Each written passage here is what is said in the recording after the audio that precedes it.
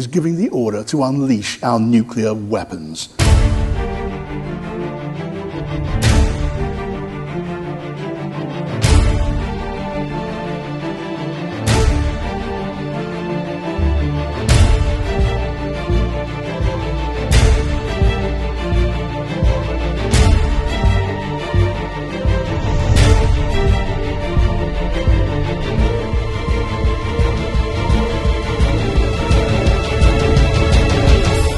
Hay un reino nuclear. Hay un reino nuclear que además modifica su política porque aparece un nuevo dirigente. Es importante tener en cuenta esto, que es una potencia nuclear y que es un hub, es un centro de reunión financiero, es un centro de poder y es un centro político muy importante que aún sigue determinando muchos de los futuros de millones de ciudadanos. ¿Qué le depara al mundo? ¿Esto afecta o no afecta? Aquí lo vamos a preguntar en Detrás de la Razón. Soy Roberto Lamadrid, comenzamos.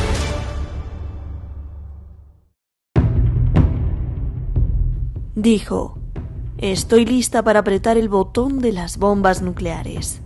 You'll be ushered into a room very privately at number 10. Will be laid out in front of you what are called the letters of last resort, your orders to our Trident boat captain on whether you, Prime Minister Liz Truss, is giving the order to unleash our nuclear weapons. It would mean global annihilation. I won't ask you, would you press the button? You will say yes.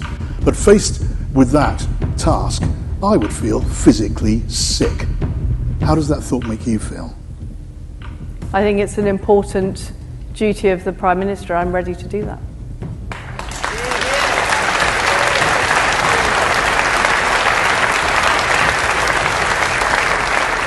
I asked how it would make you feel. I'm ready to do it.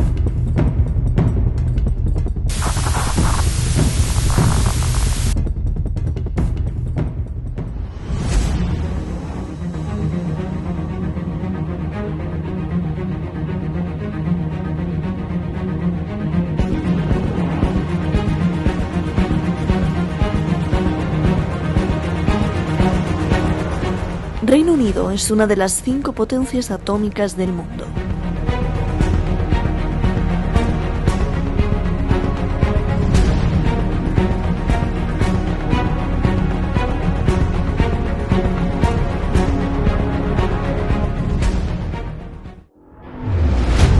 Como jefa de la diplomacia británica, hace unos meses fue a Moscú. Lo que pasó ahí fue bochornoso justamente para la diplomacia. Agresión y hielo en vez de diálogo. Разочарован тем, что разговор немого с глухим у нас получается. Ni se dieron la mano para despedirse.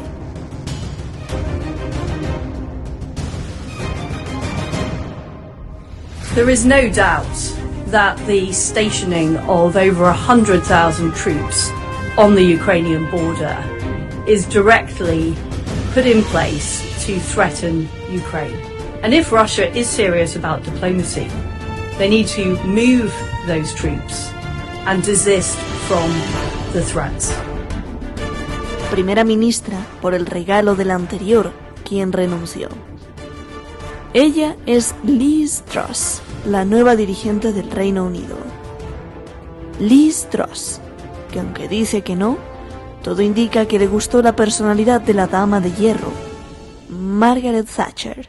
Apenas acaba de tomar su puesto y ya acepta la invitación para aterrizar en Ucrania, desafiando a Putin. Rusia y el mundo ven con expectativa lo que pasa en Londres.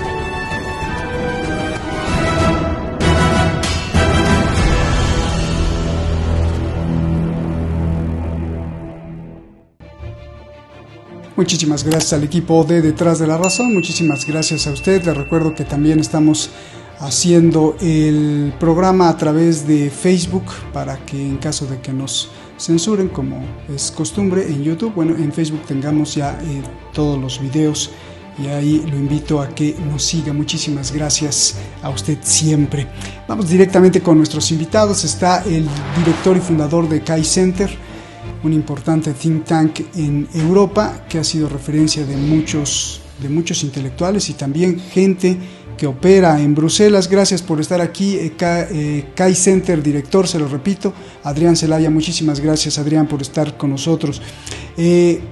Lo conoce, ya hace mucho que no lo habíamos visto, pero pues también es uno de los pilares de Detrás de la Razón de hace mucho tiempo, y me da gusto pues recibirlo. Francisco Coloane, muchísimas gracias, no solo por sus estudios, sino porque, como usted sabe, él es ex oficial de la Organización de las Naciones Unidas y pues conoce perfectamente cómo se manejan los hilos del poder. Siempre me gusta decirlo así. Gracias, Francisco, por estar con nosotros. Y bueno, pues el programa, les voy a hacer solo una pregunta, que de esa se derivarán horas, pero bueno, ustedes nos dirán según sus tiempos. Muchísimas gracias. Empiezo contigo, Adrián. A ver, la pregunta básica que creo que nos importa a todos. Con la nueva dirigente, ¿el Reino Unido acerca al mundo a la paz con Rusia o al contrario? Bueno, parece claro que no. Parece claro que es en principio lo contrario. Dentro del gabinete de Johnson, Liz Truss será, digamos, clarísimamente la representante, yo diría que más agresiva, más partidaria de políticas agresivas con respecto a Rusia y en relación con el conflicto en Ucrania en particular, con lo cual hay que esperar o una continuidad o si existe algún cambio, un posicionamiento aún más agresivo. Digamos, desde un punto de vista de posición inicial. Otra cosa es que, evidentemente, la evolución de lo que pasa en el propio conflicto en Ucrania y de este gran conflicto geopolítico entre Rusia y China por un lado y Occidente por el otro, pues esto lleve lógicamente también al Reino Unido a una acomodación a lo que vayan a ser las políticas del conjunto de Occidente, porque no nos podemos olvidar de que el Reino Unido tradicionalmente ha sido, yo diría, quizás el núcleo dentro de Occidente el más agresivo en las políticas occidentales, ¿no? A veces de forma directa, a veces a través de sus servicios de inteligencia, a veces de forma abierta.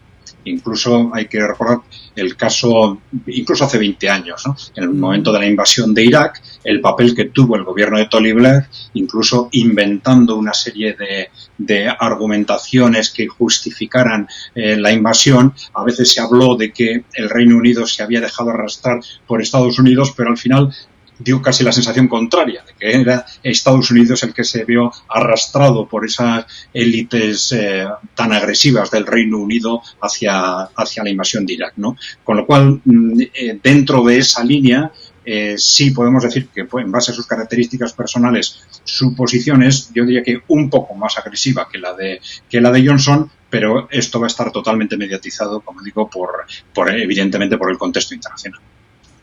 Bien, en la siguiente, bueno, pues nos seguirás explicando varios puntos que se desprenden de esto, Adrián. Gracias por aventar la primera carta inicial.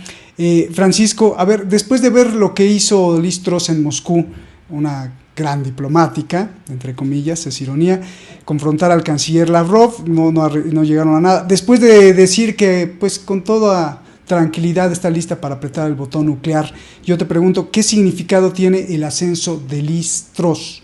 Sobre todo para el mundo, para la paz mundial, para las guerras, ¿qué significado tiene que veamos ahí a esta nueva primera ministra? Adelante, Francisco.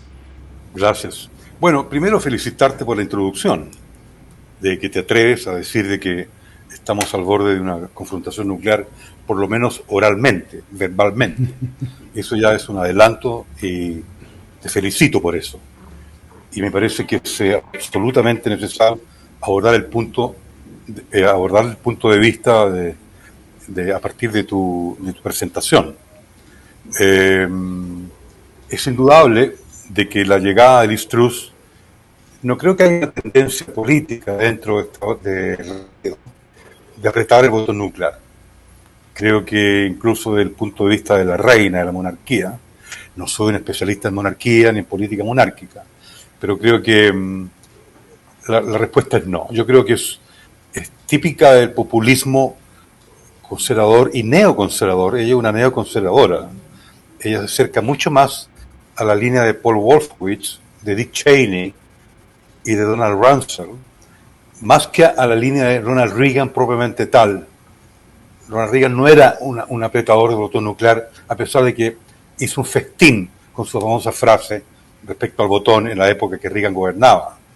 Entonces, yo pienso que va a imprimir la moderación de la centralidad política del Reino Unido. No obstante ello,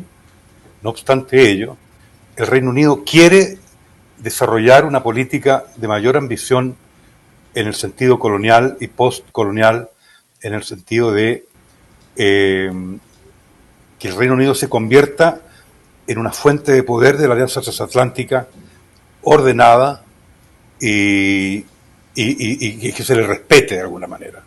Digamos, porque hoy día hay un desorden global tremendo, donde todos son responsables. Ninguna potencia se salva de ello, y menos la comunidad internacional representada por 200 naciones en Naciones Unidas. Es decir, hoy día estamos en una crisis global institucional sin precedentes. Ni siquiera durante la guerra de Vietnam.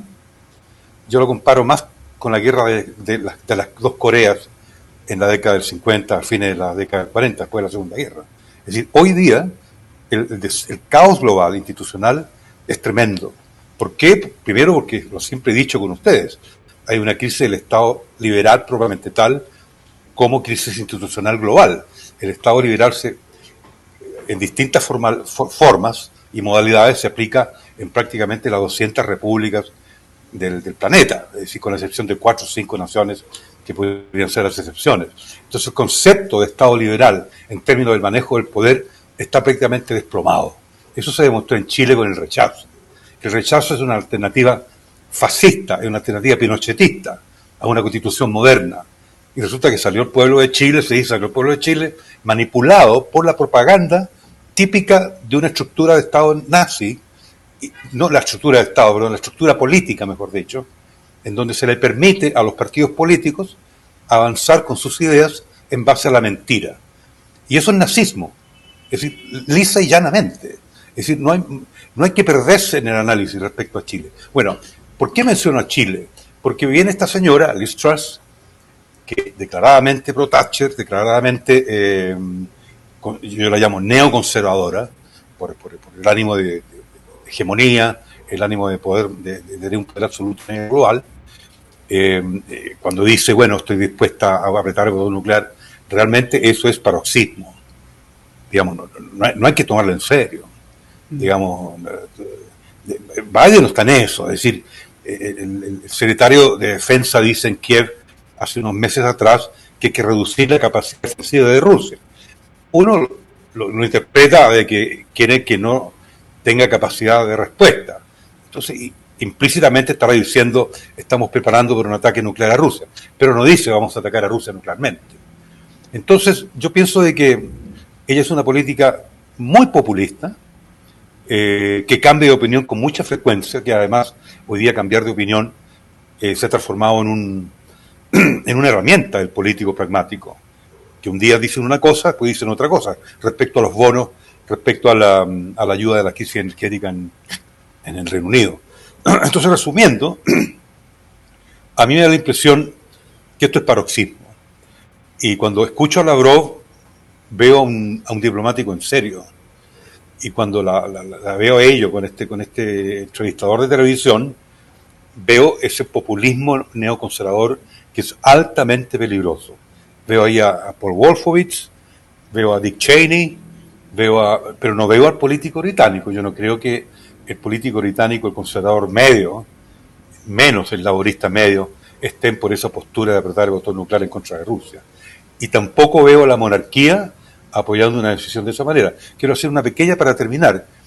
Michael Jackson, el general en jefe de las Fuerzas Armadas Británicas en la guerra de Irak, estaba en contra de la invasión de Irak. Por si acaso, Blair fue el que empujó a las Fuerzas Armadas a esa operación, que al final la participación británica solamente fue invasora, fue muy chiquita, fue muy pequeña, pero Michael Jackson estuvo opuesto a la invasión, y también el príncipe Carlos fue abiertamente opuesto a la invasión. Y la monarquía estaba muy incómoda con la política de Tony Blair. No lo olvidemos. Yo escribí un libro sobre ese tema, por si acaso, Roberto, que se llama Irak, bitácora de un fraude. y está muy bien documentado ese libro, porque estuve cubriendo la guerra, y el general jefe de la Fuerza Británica, que si no me acuerdo mal, y sigue con el nombre del cantante norteamericano, Michael Jackson, dijo: estoy opuesto a esta guerra. Es decir, él estaba a favor de esa...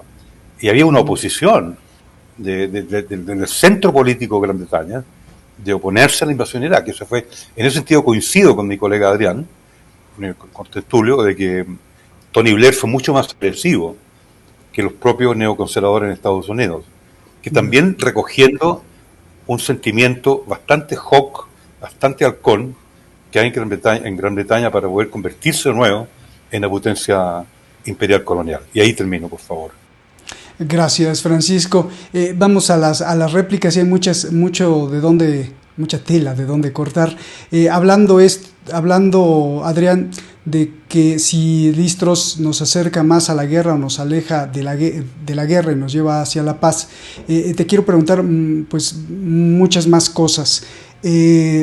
Hace unos días se reveló que uno de los marines espías de Estados Unidos, que después fungió como supervisor de la ONU para las cuestiones nucleares, y que justamente vio que no existían tales bombas nucleares en Irak, justo como decía Francisco, decía este espía que es mentira que Estados Unidos quiera atacar nuclearmente en Ucrania o a Rusia, porque no tiene nada que perder con Ucrania. Pero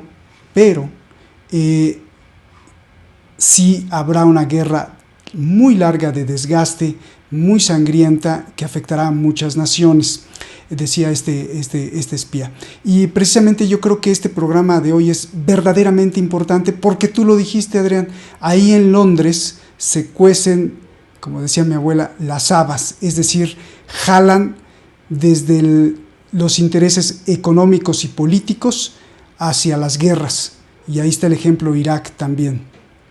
Entonces yo te pregunto, si bien no hay que tomar mucho en serio, como decía Francisco, a Liz Truss de apretar el botón nuclear, ¿qué le espera a la población? ¿Qué le espera a los europeos? Porque Liz Truss, en un discurso anterior, hace unos meses también, promovía la idea de que el reino recuperara su poder hegemónico como una potencia, no dijo colonizadora, pero pues ya sabemos que la potencia colonizadora por antonomasia es el Reino Unido desde la historia. Entonces, ¿cómo ves esta guerra, si bien no de ataque nuclear, pero sí militar, sí híbrida, sí con la inteligencia en todos los países, tratando de recuperar no solo la hegemonía de Estados Unidos, sino ese centro de poder de la City, y más con el complejo entre China y Rusia, una compleja ecuación para los occidentales, o la anglosfera, entre comillas, Adrián? Creo que hay mucho de dónde cortar en el aspecto militar, económico, social, político, híbrido. Adelante, Adrián. Sí, vamos a ver, yo creo que en el análisis geopolítico frecuentemente cometimos, o excesivamente cometemos el error de centrarlo alrededor de los intereses de países, cuando los intereses de los grupos de interés son cada vez más importantes y trascienden con mucha frecuencia los intereses de los países. Entonces, cuando hablamos de los intereses de Estados Unidos cara a un conflicto, o cara a que el conflicto se agrave o no, o los intereses para convertir a Inglaterra en una mayor o menor potencia, hay que ver quién está interesado en esto, porque son grupos de interés de las grandes corporaciones que no se sienten especialmente norteamericanos, no se sienten especialmente ingleses. Ellos defienden sus propios intereses y han defendido, de hecho, Estados Unidos, y han defendido al Reino Unido en la medida en que han tenido la sensación de que controlaban los poderes en el Reino Unido, o los controlaban en Estados Unidos, y los consideraban a estos países como una especie de instrumento para asentar su poder en Occidente o indirectamente en el mundo. Por lo tanto, esto es absolutamente clave para entender cómo, en base a qué se toman las decisiones y en base a qué pueden evolucionar los contextos, ¿no? El problema es que esta élite que controla, de hecho, Occidente, Europa y Estados Unidos, se siente amenazada desde hace mucho tiempo desde hace décadas, yo diría, por el ascenso de los países emergentes, China y Rusia fundamentalmente. Entonces, está en un contexto de guerra estratégica en el que están dando por supuesto que el simple mantenimiento de China y Rusia como poderes independientes amenaza su futuro. No ya el futuro de Estados Unidos o el del Reino Unido, el futuro de estas élites corporativas como élites controladoras de Occidente o del mundo. En este contexto, esto es lo que nos dice, cuando nosotros nos preguntan qué va a pasar con la guerra en Ucrania, decimos, es que esto la verdad es que tiene muy mala pinta porque es independiente de lo que pase en Ucrania. Es decir, probablemente en Ucrania lo que va a suceder es que el desgaste o el proceso territorial va a terminar cuando Rusia quiera y más o menos a la velocidad que Rusia quiera, pero es que el proceso termine de una forma u otra en Ucrania, esto no va a terminar el conflicto, que no tiene nada que ver con el conflicto entre Ucrania y Rusia, sino que es un conflicto entre Occidente por un lado y Rusia y China por el otro. Por eso hemos visto recientemente que hay con claridad dos fuerzas dentro de Occidente, una más moderada y que está más o menos pensando, Dios mío, ¿dónde nos hemos metido con este tipo de medidas, con esta agresividad con Rusia y China, que estamos hundiendo a nuestros propios países? Vamos a ver si indirectamente, salvando la cara, podemos hacer algo para reconducir la situación. Y por otro hay otro sector muy agresivo, tremendamente peligroso, que está dispuesto a todo para evitar poner en riesgo su poder. Y ese estar dispuesto a todo incluye una guerra mundial.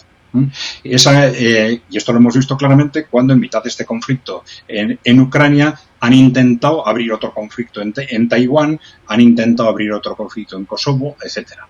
Esto además de, por ejemplo, este proceso clarísimo de esa decisión de Lituania de cortar el acceso a Kaliningrado. ¿Por qué una nación tan pequeña y que se siente siempre amenazada por Rusia adopta una decisión que es una declaración de guerra contra Rusia de ese tipo? Pues evidentemente porque desde Washington le han dicho que lo haga, ¿no? Está claro, hay una serie podría ser sectores muy importantes en la oligarquía occidental que están convencidos de que si esto termina en empate, ellos acaban perdiendo. Por lo cual están dispuestos a todo para acabar someter a Rusia y a China. Esto y a la inversa, claro, esto lo saben Rusia y China a su vez. Con lo cual el conflicto no va a terminar desde luego con Ucrania. Una vez que ha estallado, lamentablemente esto va a ir a más. Y este sector tan agresivo, y cuando digo que está dispuesto a una guerra mundial, yo no le pondría frenos a esto, porque todos sabemos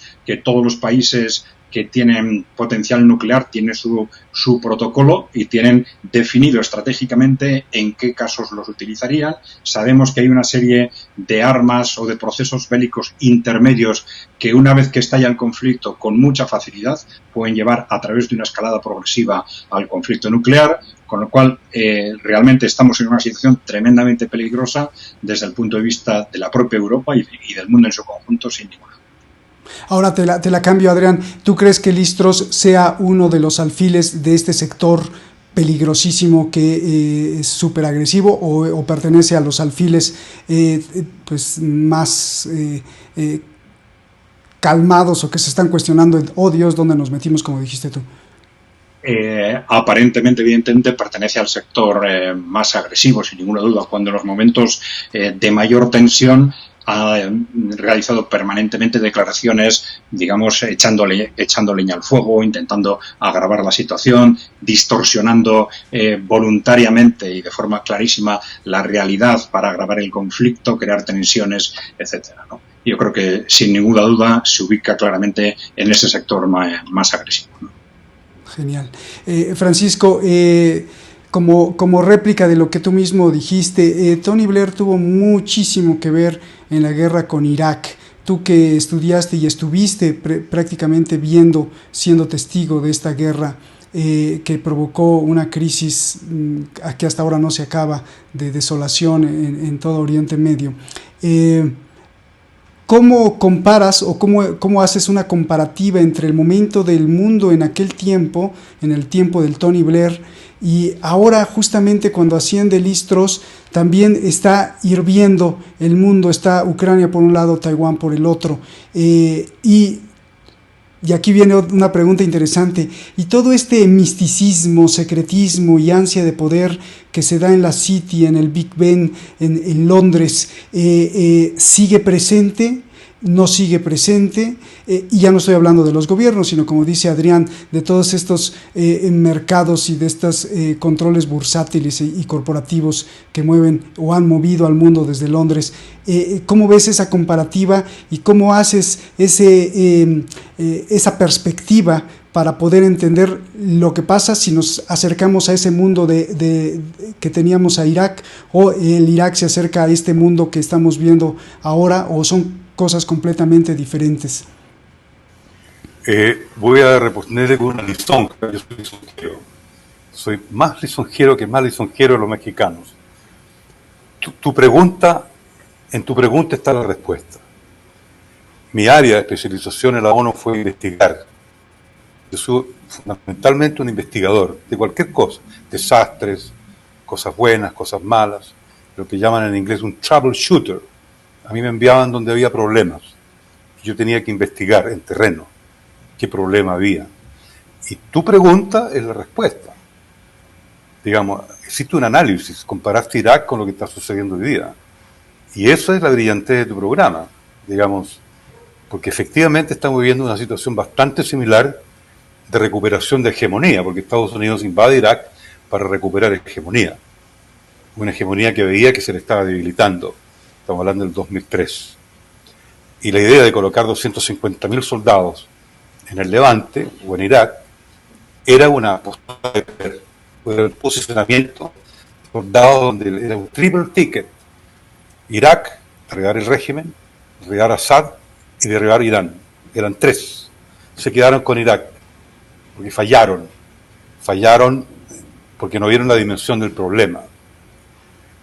Y ya sabemos todo lo demás. Y hoy día la situación es similar en el sentido de que el tema es recuperar hegemonía. Ese es el tema central, de lo que apunta también el colega. Es decir, aquí hay una hegemonía que ya se veía a fines de la década del año, digamos, se desploma la Unión Soviética. Hubo 10 años, una década, en donde no supieron aprovechar todo el espacio a su disposición, incluyendo la guerra de los Balcanes, para tener realmente una hegemonía eficiente, eficaz, única, la alianza transatlántica me refiero, Estados Unidos, Unidad Europea, Japón y Australia, y sus aliados, Israel también, por supuesto. Entonces, con ese espacio a su disposición se dieron cuenta de que el desplome soviético, después vieron la experiencia de Yugoslavia, la ex Yugoslavia, se dieron cuenta que, y sobre todo el grupo de los neoconservadores dirigido por Cheney y Wolfowitz, se dieron cuenta de que la Unión Soviética realmente los desafió y mantuvo al capitalismo en jaque por más de 70 años. Y fue un muro de contención. Ese muro de contención se desapareció ahora. Ahora hay un muro de contención que empieza a reemerger, que es China, Rusia y algunos aliados que tienen, como India, Irán. India, un aliado bastante ambiguo, pero de todas maneras no es un alineado con la hegemonía transatlántica.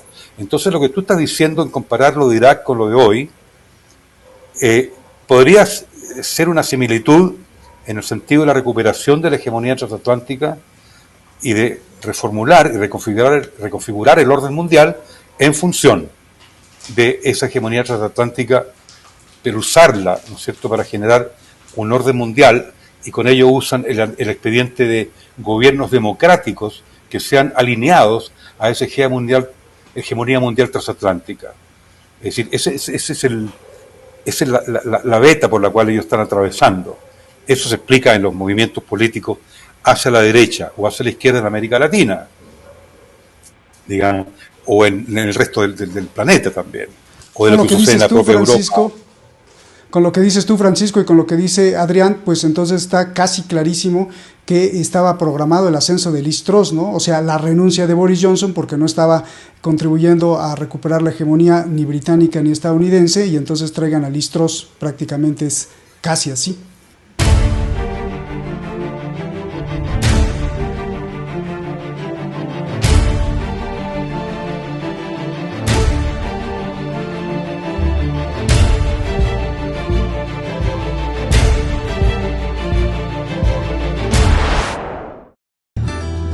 pedirle, como todos los canales lo hacen y que gracias a eso podemos existir y llevar la información, que haga algo muy sencillo.